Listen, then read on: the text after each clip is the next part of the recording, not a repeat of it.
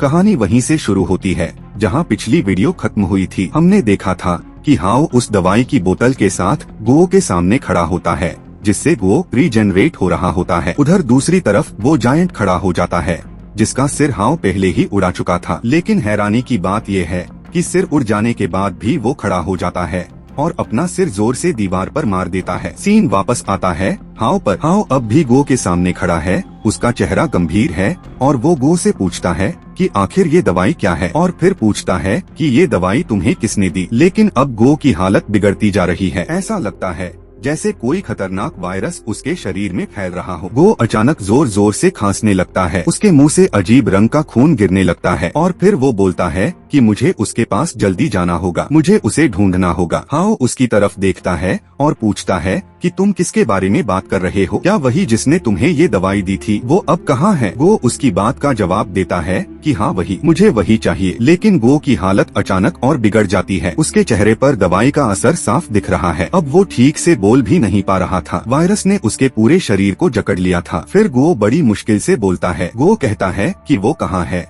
मुझे कुछ भी याद नहीं आ रहा। शाओली गो की बातें सुनकर कंफ्यूज होते हुए बोलती है कि क्या इसे भूलने की बीमारी है? ये कमीना मोटा कहीं नाटक तो नहीं कर रहा? तभी अचानक ऊपर छत पर लगी एक लाइट नीचे गिरने लगती है। लेकिन हाओ को खतरे का एहसास हो जाता है। वो झट से शाओली को पीछे खींचता है और शाओली से कहता है कि यहाँ सब कोलैप्स होने वाला है, चलो पहले बाहर निकलते हैं। शाओली बोलती है कि लेकिन, पर हाओ उसे कुछ भी कहने नहीं देता और जबरदस्ती खींचकर बाहर ले जाता है। इधर गो की हालत और भी खराब हो जाती है। वो चिल्लाता है कि मुझे यहाँ अकेला मत छोड़ो, मैं बहुत दर्द में हूँ, मेरी मदद करो। लेकिन अगले ही पल वो अजीब सी बकवास करने लगता है। गो बड़बड़ाता है कि मैं तुम्हारी मदद कर सकता हूँ दरवाजा गार्ड करने में, अपनी ड्यूटी के प्रति वफादार रहो, अपनी पोस्ट मत छोड़ो। पीछे मुड़कर उसे देखता है और मन ही मन सोचता है कि ये मोटा गो पागल सिक्योरिटी गार्ड कैसे बन गया? क्या इसकी याददाश्त पीछे की ओर जा रही है? इधर गो फिर से बड़बड़ाने लगता है कि आने जाने वाले लोगों को रजिस्टर करो। इस बीच हाओ और शाओली वहाँ से भाग रहे होते हैं क्योंकि पूरा इलाका भर भरा कर गिर रहा होता है। हाओ मन ही मन सोचता है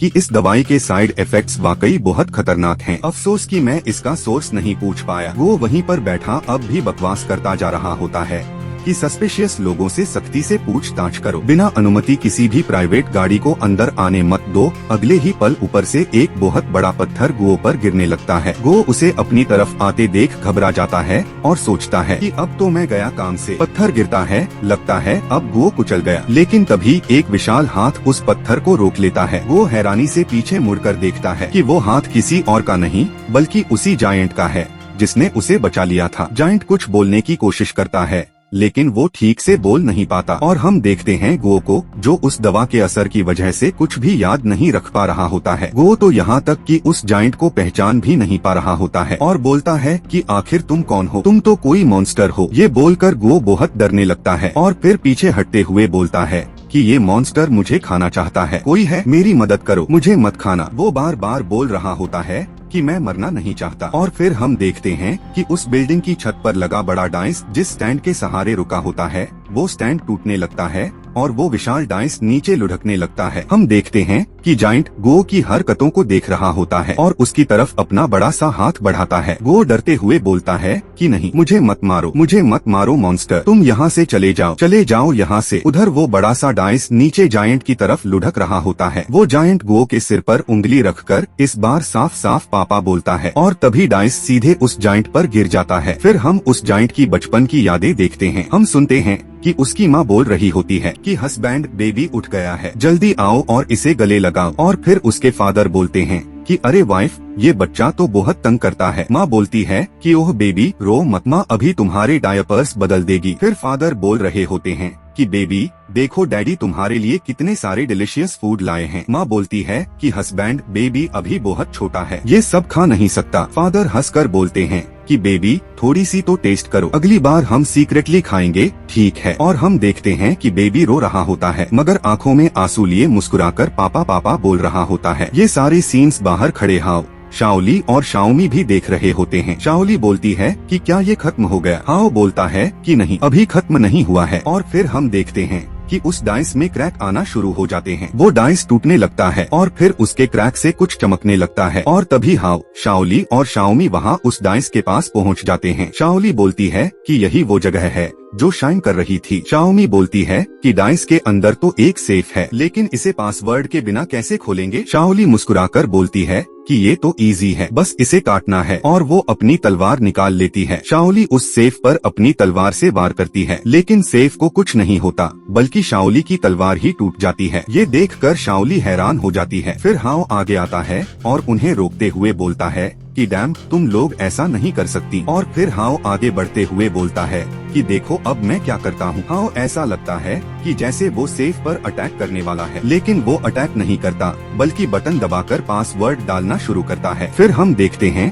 कि उसके हाथ में उस जाइंट की फैमिली फोटो है और पीछे लिखे हुए वही नंबर्स, वही इस सेफ का पासवर्ड है। वो फोटो देखकर दोनों लड़कियां हैरान हो जाती हैं और बोलती हैं कि ये फोटो किसकी है, क्या इसके पीछे पासवर्ड लिखा हुआ है। तभी हाओ पासवर्ड डालकर एंटर बटन दबाता है तो क्लिक की आवाज के साथ सेफ खुल जाती है, और जैसे ही उसका गेट खुलता है उसमें से गोल्ड कॉइन्स बाहर गिरने लगते हैं। बहुत सारा पैसा और बहुत सारा गोल्ड बाहर गिरता है। इतना ज्यादा गोल्ड देखकर हाओ बहुत खुश हो जाता है। वो सोचता है कि बस ये काफी है, मैंने सही जैकपॉट मार दिया। वो सोचता है कि वाकई ये कसिनो वॉल्ट होने के लायक है, इतना गोल्ड मेरे ओरिजिनल वर्ल्ड में लौटने के लिए काफी होगा। फिर शाओमी हाओ से पूछती है कि बताओ हाओ, तुम्हें सेफ का पासवर्ड कैसे पता चला। तब हाओ दोनों लड़कियों को फोटो दिखाता है और बोलता है कि खुद ही देख लो, और फिर समझाना शुरू करता है कि अपोकैलिप्टिक वायरस फैलने के बाद कसिनो ओनर बस इंतजार करना चाहता था कि वायरस खत्म हो जाए और वो फिर से अपनी शान से जी सके, ताकि कोई लोग गोल्ड का बॉक्स न खोल पाए।